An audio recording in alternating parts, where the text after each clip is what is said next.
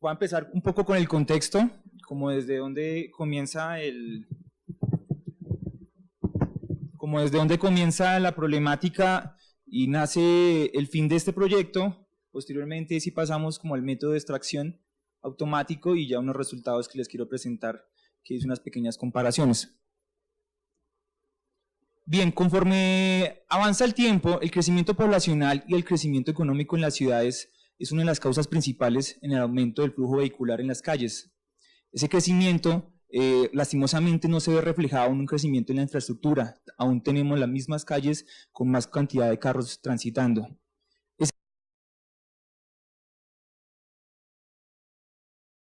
De transporte, para poder evitar por lo menos el tema de transporte de la congestión vial.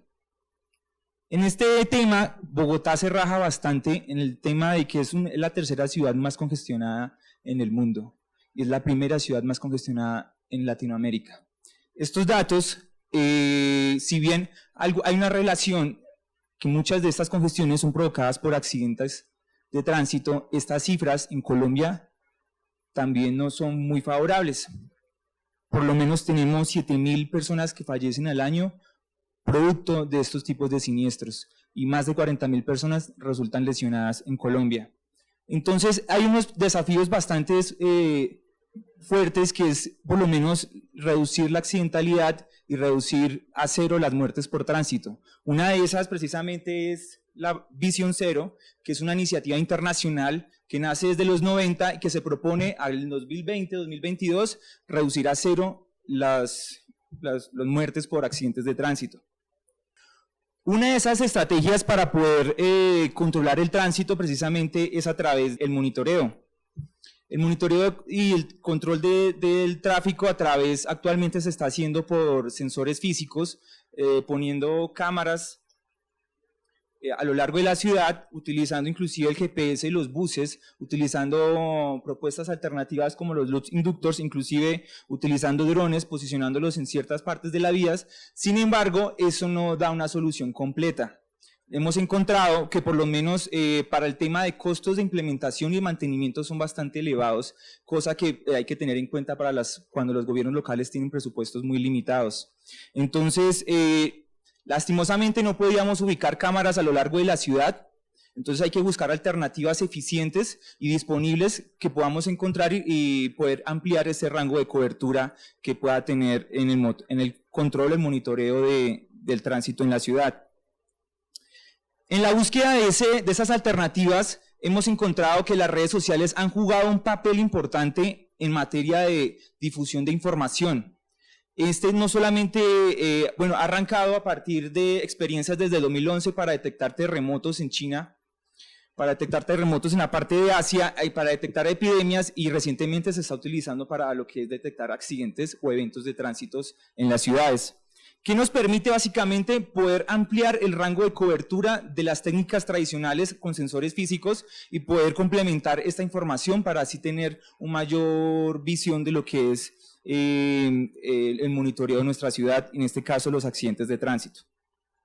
Es así que en esta búsqueda me he hecho la pregunta de cómo extraer información desde las redes sociales relacionado con accidentes de tránsito precisamente para la ciudad de Bogotá. En esta búsqueda he encontrado varios autores, varios trabajos que me han motivado en poder sacar un método y de poder sintetizar esto en un pequeño método de extracción automática. Aquí les presento este método que yo he sintetizado a lo largo de varios autores que han trabajado en materia de esto, y este método está precisamente relacionado con Twitter como red social, dado que Twitter es una red social que tiene una API bastante enriquecida y bastante fuerte para el tema de los desarrolladores y podamos tener acceso a estos tipos de datos. Twitter tiene dos métodos de recolección. La primera es utilizando un API REST, la otra es utilizando un Streaming API. Yo he implementado estas dos técnicas y he podido observar por lo menos y comparar en ese sentido, y lo bastante bueno, ideal, es que la podamos combinar. Ambas tienen cosas muy fuertes y también tienen cosas desventajas, pero uniéndolas pues podemos hacer recoger una cantidad apreciada de tweets. Pues Con el API necesitamos hacer un filtro. Para eso primero arrancamos seleccionando aquellos tweets o aquellos usuarios en Twitter que son realmente relevantes en materia de transporte. También obviamente seleccionamos un foco que va a ser Bogotá para poder decir, oiga, vamos a recolectar los tweets que se originan de la ciudad de Bogotá y por último vamos a recolectar también los tweets que coincidan con algunas palabras claves. Esos tweets los preprocesamos, los dejamos bastante limpios para que posteriormente lo podamos pasar a un modelo de aprendizaje automático supervisado que permita poder encontrar las características o las diferencias de que algo es un tweet relacionado con un accidente y que no es relacionado con un accidente. Voy a explicar un poco cada uno de los pasos que yo desarrollé para poder recolectar y para poder diseñar los resultados que tengo y los voy a presentar más adelante. El primer paso es la recolección, obviamente. Entonces, primero partí seleccionando y escogiendo los perfiles de usuarios que en la ciudad de Bogotá son relevantes en materia de transporte y en accidentes de tránsito. En este me encontré con los tweets de la Secretaría, que es Bogotá Tránsito, de algunos colectivos cívicos que también promueven y publican cosas relacionadas al tránsito. Yo las tuve en cuenta para poder seleccionar en esto. No solamente lo que ellos publican, sino también muchas personas cuando ven un accidente los etiquetan a ellos dentro de su publicación. Entonces esto es bastante importante para tener en cuenta cuando quiero recolectar los tweets. Otro filtro de búsqueda es a través de las palabras claves. Para poder seleccionar esas palabras claves, yo busqué varios artículos de noticias, algunos tweets de ejemplos, los sinteticé y seleccioné las palabras que más repetían, y en este caso, pues, estas son las palabras seleccionadas, y ya con eso conformé una ecuación de búsqueda para poder hacer ese filtro con Twitter en la API. Y ya por último, pues, el punto de foco Bogotá, puse el centro y un radio, y pues traje todos los tweets que se publiquen dentro de ese radio. Para el caso de esto lo desarrollé en Python utilizando la librería TweetPy, que es bastante sencilla. Usted se lleva las credenciales y empieza a jalar, a hacer pull de todos los tweets que tienen en las bases de datos de Twitter, y esas los guardé en una base de datos Mongo, y pues utilizando una librería de Python que se llama PyMongo, que es bastante útil también en estos casos. Bien, ¿cuántos tweets realmente recolecté usando las diferentes técnicas? Pues más o menos diferentes técnicas, como por ejemplo seleccioné los tweets de Bogotá, independiente de qué se habla, solamente recolecté los tweets que se publican dentro del área de Bogotá, en esto más o menos 1.100.000 son tweets que recolecté de octubre a diciembre, estos 3 meses del 2018. Hay una cosa bastante que genera un poquito de dificultad en Twitter, es que yo no puedo combinar en la técnica del stream tanto, diga, tráigame los de Bogotá, pero que también tenga palabras claves. Entonces me tocó separar ese tipo de búsqueda y luego hacer una especie de correlación y traer solamente los de Bogotá. En ese caso tengo tweets en español que hablan de accidentes de tránsito a lo largo de toda por Latinoamérica y en España, y pues ya finalmente hago una selección para seleccionar cuáles son los de Bogotá a través de dónde son las ubicaciones de los usuarios. Rastreé los tweets de los usuarios oficiales o de los usuarios relevantes. También por palabras claves traje unos tweets de Bogotá, y en eso pues empecé a recolectar toda una serie de datos de cada tweet, que en este caso me importa mucho es la fecha en que fue creado el tweet fue posteado, y precisamente el texto. Guardé también información relevante a la georreferencia del tweet, pero esto pasa que no todos los tweets, no todos los usuarios de Twitter habilitan la geolocalización para poder para poder publicar. Entonces me di cuenta que menos del 2% de los tweets tienen este tipo de etiquetas, por lo cual hay una serie de retos que debemos tener en cuenta para poder seleccionar como la ubicación del accidente. De estos datos, un pequeño análisis que hice es que por lo general, en materia de tweets relacionados al transporte, cercano al miércoles y jueves, se publican cosas en este tema. Y algo que coincide mucho es que durante los usuarios de Twitter en Bogotá, mientras se están transportando, aumenta el flujo de tweets publicados relevantes al tránsito. Cercanos de las 6, 7, 8 de la mañana y 6, 7, 8 de la noche son los que más volumen de datos hay relacionados al tránsito. Entonces sí podríamos hacer una correlación, y la gente cuando está o en Transmilenio o en su transporte público, en su vehículo privado, por lo general cuando ve algo o cuando va a manifestar algo del transporte, pues tuitea. Siempre es ese ejercicio. Bien, para el preprocesamiento, entonces arrancamos con el tweet, seleccionamos el tweet y hay que hacer una serie de pasos para limpiarlo, para poder entregárselo al modelo de aprendizaje automático. Primero arrancamos haciendo una tokenización. En esa tokenización seleccionamos y separamos el tweet por palabras. Después de eso, hacemos un lowercase o pasamos todos a minúsculas para poder tener también como mayor concurrencia entre diferentes tweets. Por último, eliminamos las URLs que no tienen relevancia para poder discriminar si un tweet es relacionado al tránsito o no, o el accidente. Y pues eliminamos las menciones de usuario. Por último, tenemos un tweet tenemos un texto bastante crudo o sencillo que podríamos ya manipular dentro de nuestro modelo. Hacemos una eliminación de stop words. Las stop words son aquellas palabras que se repiten en cualquier tweet o en cualquier documento, que no nos sirve a nosotros para poder discriminar si algo es o no es, porque está presente en ambos documentos, entonces esas palabras las eliminamos. Se conoce como las famosas stop words. Y por último hacemos una lematización y es reducir las palabras, algunas palabras que se encuentran conjugadas o que están en plural, las reducimos a su lema. Por ejemplo, en el caso de golpea, que es una de las tokens, la reducimos a golpear, que es como su verbo original, y devolvemos todas las palabras que estén conjugadas a su forma original. Eso es importante también para tener mayor coincidencias en la construcción de nuestro espacio de características. Y en ese tema, en la generación de características, utilicé dos métodos que quise comparar, precisamente una línea de base que es TF-IDF, que no solamente tiene en cuenta cuántas palabras se repiten en este tweet o en este documento, sino que también tiene en cuenta una relación de cómo esa palabra aparece en los demás documentos. Así teniendo entonces un resultado que varía de 0 a 1, que sería la ponderación del porcentaje. Aquí vemos tres ejemplos sencillos para poder presentar, y estos son tres tweets y cómo se representarían en un vector, en este caso de 1000 columnas, para poder entregárselo al modelo. Unas cosas que hay que observar aquí es que la mayoría de posiciones o de las columnas de cada vector son ceros, y muy poquitas vendrían a ser un dato entre 0 y 1.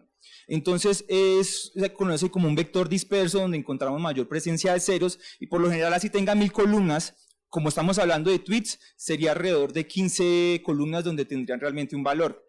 Entonces, han habido tendencias en los últimos años donde se trata de crear un vector más denso, donde vamos a desaparecer la cantidad de ceros, y una de esas es una red neuronal que se llama Doc2Vec, que precisamente no solamente tiene en cuenta la parte de un vector más denso, sino que también tiene en cuenta la semántica o el contexto en que aparece esa palabra, es decir, esa palabra con qué también está acompañada, a la izquierda o antes o después de esa palabra, se tiene en cuenta también esta relación. Utilicé las dos técnicas, esto basado en la literatura, en los mismos creadores de Doc2Vec, donde recomiendan bastante poder fusionar ambas técnicas. Ya tendría un vector, en este caso, de 400 columnas, pasé de 1000 a 400, y pues desapareció la alta presencia de ceros para poder pasárselos a nuestro modelo. Entonces, quise comparar esas dos técnicas para ver cómo resultados tenía. Este es un ejemplo de cómo es más o menos en Python, utilizando TF-IDF Vectorizer, un método que tiene la librería sklearn para poder utilizarla. En este caso utilicé unos parámetros que básicamente utilicé unigramas o tokens de un solo tamaño, de una sola palabra. Estos dos parámetros es como para descartar las palabras que más se repiten, otro pequeño filtro de stop words, o para descartar las palabras que no son tan comunes tampoco, entonces dije menos de un 1%. Y pues finalmente un vector de características de 1000 posiciones. Estos parámetros, cabe aclarar, se hizo a través de un método que voy a explicar más adelante, que es Grid Search, para poder así contrarrestar y decir que estos son los parámetros adecuados para poder entrenar y que va a tener un desempeño óptimo en nuestro entrenamiento. En el caso de Doc2Vec, utilicé entonces las dos técnicas que tiene este tipo de modelos, la librería es Gensim para poder instalarla, y pues estos parámetros que están aquí precisamente son seleccionados a través de la literatura, dado que pues poder hacer una búsqueda intensiva de estos parámetros es bastante dispendioso, porque por lo general, en este caso, para poder entrenar esta red neuronal, me demoré por lo largo de 5 días, y si quisiera poder cambiar pequeños parámetros y ver cómo varía esto en los resultados, tendría un trabajo bastante largo. Entonces, por lo general, me apoyé fue bastante en la literatura de estos autores, de los mismos creadores, que es Mikolov, para que dicen más o menos qué parámetros adecuados utilizar. Entonces ya tengo el tweet procesado, ya tengo el tweet limpio en formato de vector, y se lo puedo pasar de una vez al modelo de aprendizaje automático supervisado para que comience a decir que ese tweet está relacionado a un accidente o no. Quise también comprobar los resultados y sacar una línea de base que primero es Naive Bayes, que se utiliza bastante en lo que es clasificación de texto, y utilicé otro método que se llama Support Vector Machine o máquina de soporte vectorial para poder, de este método vi que ha salido buenos resultados con otros autores en materia de transporte. Entonces quise comparar esos dos métodos y ver los resultados más adelante. En cuanto a la búsqueda de parámetros para entrenar ese modelo, entonces utilicé el método Grid Search que contiene la librería Scikit-learn, que precisamente lo que hace es una búsqueda de intensidad de cuáles son los parámetros adecuados que obtiene un mejor puntaje en la exactitud en las predicciones de mi modelo. Entonces, de esos parámetros son los que yo encontré abajo precisamente y los que utilizo para tener este tipo de modelos. También hice esa misma comparación con el modelo Support Vector Machine para poder sacar y decir que en el RLF era que tenía mejores resultados y que nos da más en 107. Entonces, este es el esquema del modelo de entrenamiento de la tarea de entrenamiento automatizado que tengo con mi conjunto de datos. Primero establezco un conjunto de datos anotados y esos conjuntos de datos siempre debo fragmentarlos o separar. Y voy a utilizar un conjunto de datos para entrenar el modelo. Con ese conjunto de datos entreno los dos modelos para compararlos y genero los modelos, y finalmente con el conjunto de datos que aparté para prueba, ese es el que utilizo para poder evaluar qué tan eficiente es mi modelo cuando ve tweets que jamás, o cuando va a predecir tweets que jamás vio en su entrenamiento. Eso es para evitar el sesgo o el overfitting en mis predicciones en los resultados. Finalmente se hace una comparación a ver cuántas veces se equivocó, cuántas veces acertó, y se tiene entonces un análisis de eso. En el proceso de etiquetado, precisamente de ese conjunto de datos, se hicieron dos momentos diferentes donde participaron diferentes personas. Este es una de las tareas de aprendizaje automático supervisado que más tiempo lleva. Entonces me apoyé bastante en las metodologías crowdsourcing o apoyándonos diferentes usuarios o diferentes personas que yo precisamente seleccioné y entrené para esta tarea. Básicamente, cabe resaltar que 3 personas calificaban un tweet o hacían la anotación de un tweet si era un accidente o no.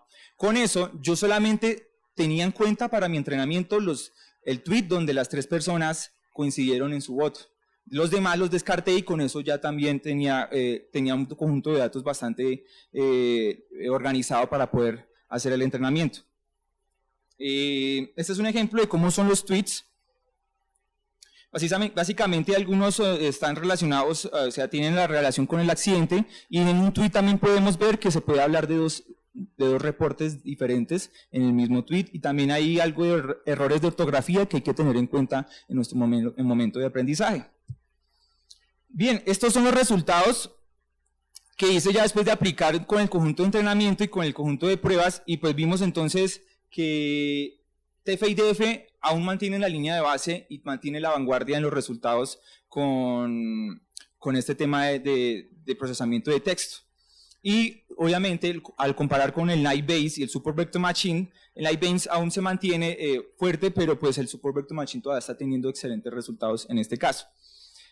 Doc2Vec no obtuvo los resultados que esperábamos como el estado del arte, pero pues tampoco tuvo malos resultados, tuvo un cercano 91% de exactitud, y pues lo que hay que hacer más adelante es poder entonces, lo que le interesa más a Doc2Vec, dado que es una red neuronal y es algo parte del aprendizaje profundo, entonces se debe pasar una gran cantidad de tweets posibles para que él pueda tener una mejor estimación de aprendizaje y pues utilizar más tiempo durante su entrenamiento. Quizás esas fueron de las razones de que de pronto no tuvo tanta exactitud. Sin embargo, TF y DF aún sigue manteniendo la vanguardia, y por ahí es que nosotros siempre que vamos a hacer un entrenamiento deberíamos arrancar con tener en cuenta una línea de base que a veces lo más sencillo resulta siendo obteniendo mejores resultados. Entonces, para concluir finalmente, pues TF y DF tuvo un desempeño favorable como línea de base y como también modelo de entrenado para generar el vector de características. Y pues que el TF-IDF también requiere menor tiempo de entrenamiento, menor tiempo de procesamiento a comparación de la red neuronal que llevaba 5 días. Con TF-IDF realmente se demora en cuestiones de minutos el entrenamiento, y si quiero hacer un modelo que también sea en tiempo real, pues mis estimaciones, mis clasificaciones, es bastante útil utilizar TF-IDF, y veamos que los resultados son bastante favorables. En cuanto al Support Vector Matching, vimos que tiene resultados bastante competitivos con otros métodos similares, y pues finalmente para la ciudad de Bogotá ya se ha diseñado un modelo base que permita poder seguir explorando este tema de extracción de redes sociales, y demostramos que hay formación disponible de accidentes de tránsito, y pues que ya hay un mecanismo viable para su extracción sobre este tema. Sobre trabajos futuros hay que tener en cuenta la parte de ortografía, poder resolver ese tema. Muchas publicaciones en Twitter es bastante ruido, a veces pueden estar siendo falsas publicaciones donde de pronto utiliza las palabras, pero que no está haciendo referencia precisamente a un accidente de tránsito. Hay que poder tener en cuenta esa parte del ruido.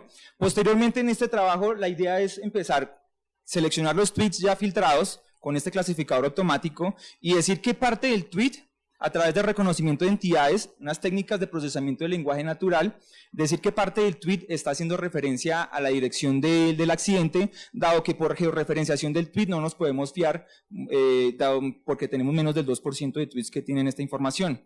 Sería ya posteriormente coger ese dato de la dirección y geoparsearlo en un mapa para poder presentarlo en futuros análisis. Sería interesante ver y fusionar estos datos que a partir de redes sociales y combinarlos con otras fuentes, como el caso de los TF-IDF, perdón, con el caso de los RFID, los sensores o los sensores físicos o las cámaras de conteo vehicular, y poder sacar un análisis más completo. Entonces, básicamente, aquí está una pequeña bibliografía que considero que son de los autores o los trabajos mejores relacionados para que se pueda ir entendiendo más el tema, puede ir abordando más este tema de la detección de accidentes o detección de incidentes de tráfico en redes sociales. Es básicamente lo que venía a presentarles sobre estos avances en materia de detección de eventos a partir de redes sociales, en este caso de accidentes de tránsito.